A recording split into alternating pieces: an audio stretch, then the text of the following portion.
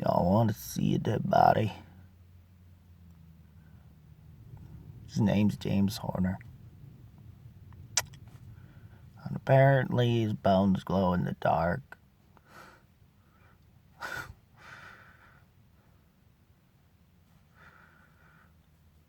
I wish I wasn't so sad. I miss Drew.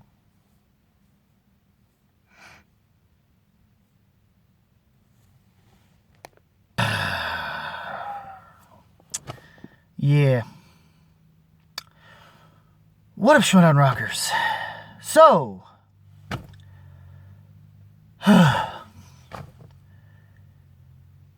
yeah.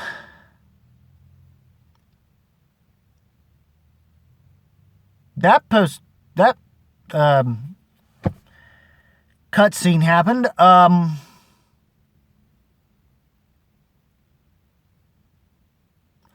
Kind of depressed me about that. Couldn't get over Shannon thing with Wild Bears. It led to Shannon's thing, and, because of Shannon, that's why the corruption group is now all of a sudden, after we were just finally neck and neck in terms of membership, went through the roof. To the point of no return. Kind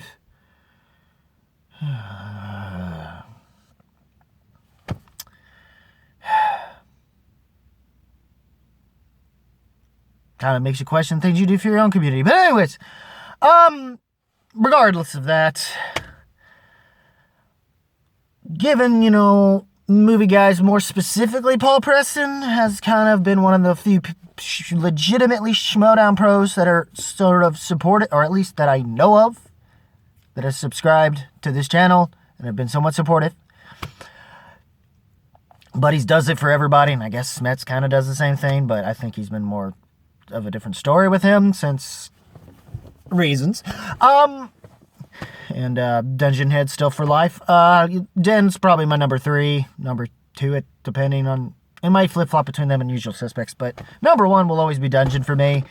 Still waiting on... Well, I don't have to wait too long, because eventually, at some point, the Cuckoo's Mess will make their debut, teams-wise, and probably crush it against the Real Rejects. And once again, once Mouthy Mertz, now Quirky Mertz will probably have to take another loss by this point.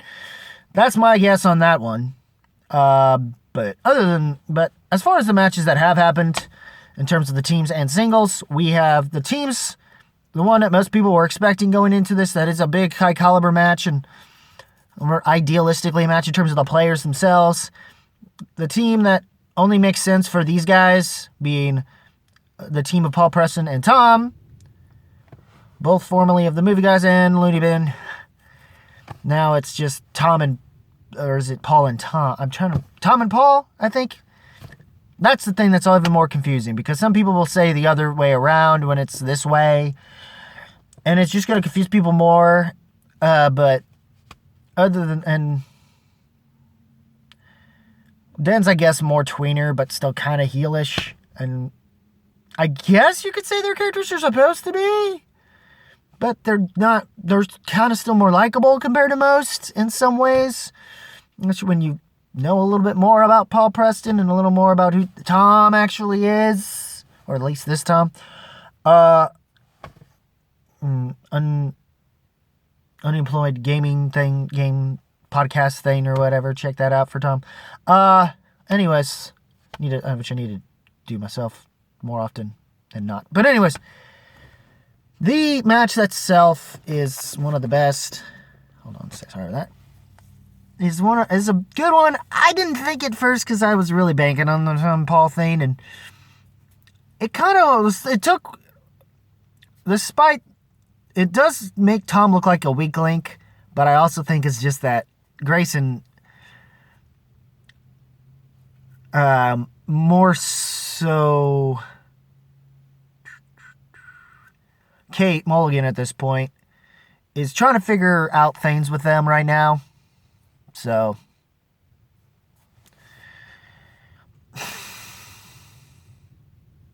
and their managing needs some work.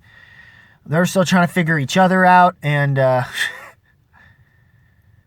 eventually, Tom's still being able to play into his character, and it's just now all of a sudden Paul's juicing instead. And I like how they play to the idea of what juicing does in terms of side effects after however so many days you do it. It eventually messes with your brain to the point of hallucinations. Like him hearing lizard talk, which was kind of the part of the joke of what juicing is, the side effects of juicing. Just so you know, that's what it is about, in case you're wondering how inside baseball that was. It's not that inside baseball if you've done juicing, or have at least known about juicing and its side effects. Yeah, that's what that was about. So, and then Tom still doing his Tom thing, and then also having answered questions, though it seems Paul wound up having to pick up most of the slack and wound up with the perfect round. So did Whitney Seibel. And for the first time, Whitney Seibel gets a perfect round and actually wins a match. Yeah. Not that Alonso Duralde nor them actually knew how to win a match, but they always were very good at their stuff and neck, but they wound up being considered part of teams that critical acclaim was still a great team for what they were. And aside from the late to the party thing in the tournament and the loss to Shire Wolves, the problem really was just Bibbs character-wise, and they had to break them apart, which in turn, I guess, broke Chris Clark from Take 3, kind of, sort of now. He's kind of coming back. He's been busy, that or he just kind of went through a depression from critical acclaim's breakup, more than likely. But, hopefully he's over it. Hopefully he's cool with him and Whitney and Alonso Duralde working together, and Bibbs and the kid right now with Shazam, especially given Shazam was doing pretty well and legitimately proved themselves as a team instead of, what's-his-face cutting corners for them, which I do believe that Guy wants to be a better player, and especially for Drew McWeeny, and I think that's why I'm really happy about the Usual Suspects situation, given that they're being now managed by Sam Levine and fellow birthday buddy too, apparently. Didn't fully, for some reason, I kind of did know and forgot, and then remembered around the time frame it happened last year, even though I remember Demas for my own fucking reasons. But, yeah, this is going to be the match itself was pretty tight. It seemed they were in the lead. And they did fine with the romantic comedies that they tried to spin away with and wound up with opponent's choice. Both times opponent's choice. Though it seemed to have wound up more unintentionally in the favor of Deep 13, which I got a bone to pick with Roca. And everyone who bitches about the team name over Tom and Paul's, it only works because of those characters. Because if it was anyone else, they'd have had an actual legit team name instead of Miz and Morrison, the whole fucking thing. Hell, that's why some people are going as far as to say, why don't you just call it Press Tom? I'm not against that idea either. At least it sounds like an actual name of a team. Because, Chris Jericho and Big Show were like Jarrah's Show, which kind of worked. Even though it was very brief, it still kind of worked. For what they were doing, I guess, at the time. They were something. Even more so Team Rated RKO. That was, at least, that made sense. I'm just going off of that. But yeah, it's like, it's nerdy. Like, they won, but I think they eat the words even more since they did win the match. Shut up. And it's not like that wasn't the same case for what happened with what was Team Rotten Tomatoes that became MODOK. And that was Duralde's former teammate that wound up having been Gray Drake's former teammate, who's now Gray Drake's going to, I guess, be more involved, but I think she might be the most, in comparison to everyone else involved in this, I think she'll be the most dead weight. Unless she really wants to get involved again, she might be the most dead weight amongst the Finstock Exchange. Because I don't think she used to be really good, but then it got to the point where Matt Atchity was the one carrying that team.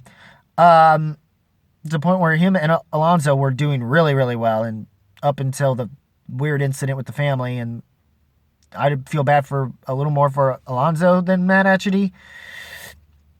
And it's more the fact that, the biggest fan base involved that was pretty much cheering for the family actually looks to Matt. And even more funny when Matt Etchity was drafted over to the Usual Suspects, making Guy lose his mind, which was funny. But anyways, the match itself, the Den has been involved, so we've been seeing a lot of Kate and them, and Bernie Drukes probably did need the win the most, especially given what happened at the live event. So, and right now the Usual Suspects are now going to be, hopefully, if they're lucky with the Real Rejects, we'll see, but I'm hoping for a Dungeon Ava win, and I'm expecting it. So please, don't disappoint me, Video Drew. In fact, because I know you've got the bug and you're planning on studying a lot more than you did, and I know you actually seem to be practicing a little bit more. So keep it up, girl. Keep it up, Dungeon Queen. Other Dungeon Queen. The first and biggest one has remained to be Brianne Chandler, Miss Movies herself. So, the Queen. Do you know the way? So, yeah. And then I think them being the only ones that actually could, run the table with Festival Darlings. Yeah, even more stupid when they pretty much said, Duraldi saying, I had the wheel. I wanted the wheel slice, and during his post-interview, which somehow nobody else figured in, which was okay. I kind of figured that they were big critics. Didn't know he went to the point of actually kind of being a festival director. Yeah. Now everyone knows that not put that, give them that slice. Though the only other logical explanation, which was smart of them in the other post-interview, was, that wasn't. But yeah, those are 2 points they needed bad. And it's looking, right now the Den's looking to be the top dog because they've gotten more matches, mostly at this point. So it'd be nice finally to have so I guess it's kind of the Den week, even though that you could kind of add that with last week's match if you wanted. But yeah, we needed more. And yeah, the Quirky Mercs are in kind of trouble, and I feel bad for Coy in this end because I don't think that we're expecting neither one of them to win instead of Merle, but we did get Merle. But the only good thing about this is that it will make Ben beating him and retaining the belt from him, if he can, given the track record of never having lost a live event with Merle when it comes to Merle. Yeah, that's going to be a tough call. Oh, boy. But anyways, and I feel bad for Paul, even given what has happened. He needed a win. He needed a big W. Especially that he had really good, tough matches when he was involved with Movie Guys and with having, basically lost to who's now the champ. So, during the tournament and his run. So, he's got that kind of going for him. And it's more just Ben knowing how to use the game and using the challenges to his advantage. And that's kind of which definitely helped him leading into that point. And finally him getting the belt. And for once, now he's got to retain it just to shut Roka's face up. And what better way to do it than to, beat Merle. And even to the point of possibly doing so for Guy, or to even push Guy further to wanting to go and get that belt and beat him. And that's the fact that I beat Merle for a belt. That's something else. He's got bragging rights against Roka and Guy. So that's something that will definitely. But if he gets even cockier, more so or less, and not eating that humble pie, after that retain, he's going to need to eat some humble pie, and someone's going to have to put him down a peg. It's going to be even more interesting if Roka winds up losing to Oyama in his match whenever that happens, which might be this week. I'm not sure. Which if it is, that one's going to be a fun Friday match. It's going to make up for this past one, which I'm going in from what Christian and and Mark had said going into this match, I was expecting kind of I was sold a bag of laughs, and all I got was chuckles. Everyone else got laughs. Good for them. But why did I get chuckles? Like, you set me up. You set me up to thinking that this was going to be... It's like some Wildberries level shit. It's barely even that. Barely even that. How to make fucking the Cougar's floss in the belt actually seem funny. You do this. Or the only thing about it that you did sell us on, not to mention having compared it to last year's worst match ever, which was essentially RMB and Dagnino. But we kind of knew they weren't great at trivia, but we didn't think it would be that bad of a match. I feel bad more for Mark and Ken in that one. Ugh, having to commentate that thing, but this one, it was meant to be funny, but it felt like there was more of an inside joke thing than... And even for someone who's watched Sin, I felt it was more inside baseball. Like, I'm glad everyone else enjoyed it, though. Except for maybe the boat and whoever one of those guys that were like, I need some Tylenol. And it was like, I wouldn't say I needed Tylenol. If anything, I'd have probably did the same thing, which was also been a JTH type of a thing in terms of getting questions right. Which, yeah, it's gotten easier, it seems.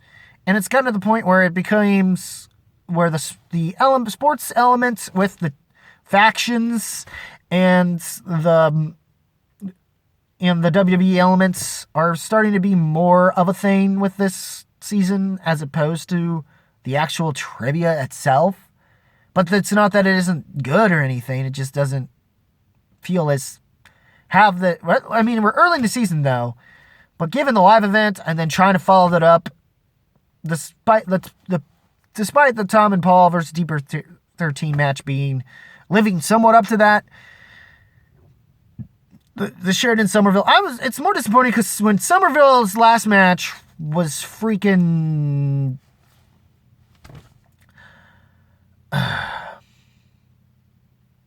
was a sudden death with Janine the Machine.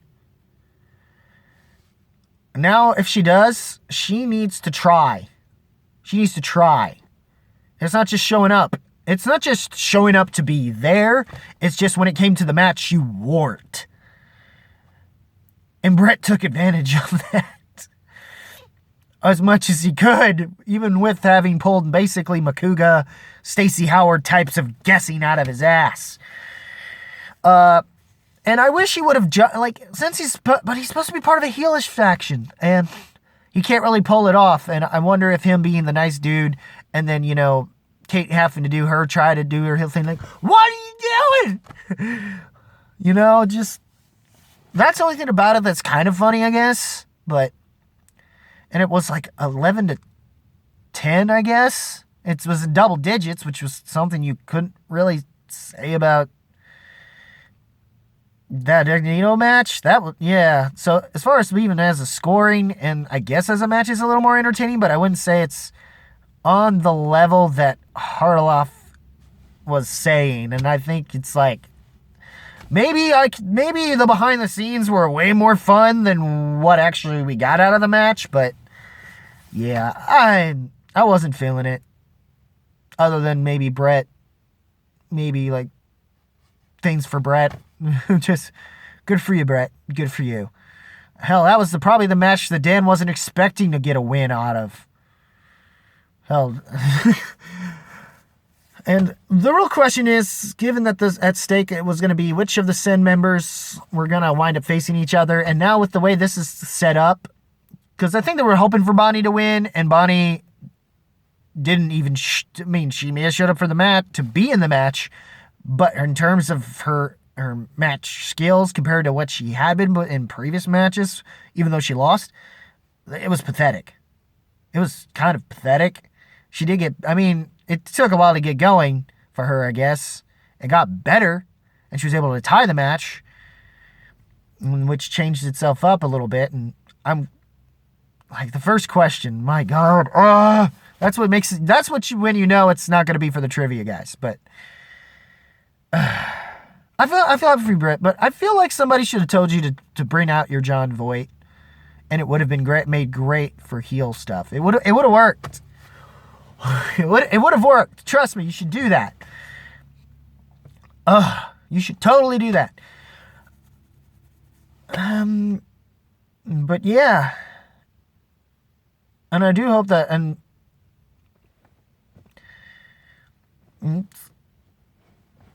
plus I think it's, going back to Tom Paul thing, the Festival Darlings thing, yeah, they didn't have it, so they wouldn't have been able to do good with them, so taking it off the wheel so they didn't have to worry about it if they spun to it, would have helped them out. So that would have been about the only smart thing about it, but that's about it. Other than that, it was... Then Tom having missed one question in round one, and despite them missing only one question within each round, unfortunately most of those being that of Tom, who had a 90-something accuracy rate, which is now going into this season a very slow accuracy rate. So it's more just how are they going to work together now cohesively as a team? Will this wind up being more like what happened with when Matt Nost and Babiani were a team, or what we are going to get out of Odd Couple? Hopefully, I'm hoping they will wind up being more of like an Odd Couple thing, but right now it's looking like Deep 13 is going to be up there. It's pushed themselves up pretty good now, and Burning Druids and yeah, by the way, R&B didn't show up for that, by the way. I don't know if that's going to be a thing now with him as well, which is why it's going to be even more funny that, Bonnie's going to be the even weirder with the trade situation now. They had a loss, and they decided to not, that knowing Bonnie wasn't going to be able to play as much anymore, they decided to trade it for Claudia Dolph, who was apparently also a fellow to Shannon Barney, a fellow native Texan. So maybe, and it seems like she may know a little more, and actually... It's looking like R&B is not really that as invested in this as he claims to be. He says he is, but I think he's not really invested in the whole team, and he's just only invested in his first 2 round picks right there at this point, specifically Ethan Irwin and James White. So it would seem. And that's kind of it. Because you didn't realize that Video Drew was giving a shit about what she was doing, and she would have been fine for Burning Druids, but don't get me wrong, I'm happy because we needed more big names in the dungeon just to get people to pay attention to us. And with what we're getting out of Cuckoo's Mess, hopefully with Rick Horn, aka New Tom, we'll see how that goes. And if that don't go over well and it winds up being that they're at a loss with it, it's not going to look good. After this match with Tom and Paul, it's not going to look good for any person who was a Looney Bin fan or even as a Dungeon fan here, because now it's like, what the fuck? Like, this Rick Hahn better be better than Tom, and because apparently from what we've seen out of Tom, yee. But anyways. But that's about it, guys. What did you think of the matches between Tom and Paul? What did you think of the 2 matches we got this week? I guess has it brought you more interest, I guess, towards the Den, from what it seems. Can't wait for our first dungeon match. Like I said, Cuckoo's Mess. Real Rejects. Most people are going to pick Cuckoo's Mess. I'm not going to underestimate Real Rejects necessarily. They've took Double Toasted. Even Wildberries Still Limits. It's just that they've never really had much of a good record, and the points that are going into this season is... poor Coy. It's not looking good for him. I know he's a good manager, but it's just luck is not on his side right now, and I'm hoping that'll change, or at least it'll get better moving forward in the season, but yeah. But let's not underestimate the dungeon. I do believe in Video Drew right now, and hashtag Dungeon Head for Life, hashtag Videodrome. And yeah, let's see how this goes, guys. And that's about it. What did you think of the matches? Leave a comment below. Let me know. Link in the description to my Facebook page. And yeah, that's about it. As always, keep it real. Keep it real. Keep it rocking. I'll see you in the next video. If you smell what the movie trivia Schmoedown Entertainment Network, Skybound, I guess, and Schmoedown Rocks is cooking. Ooh, yeah.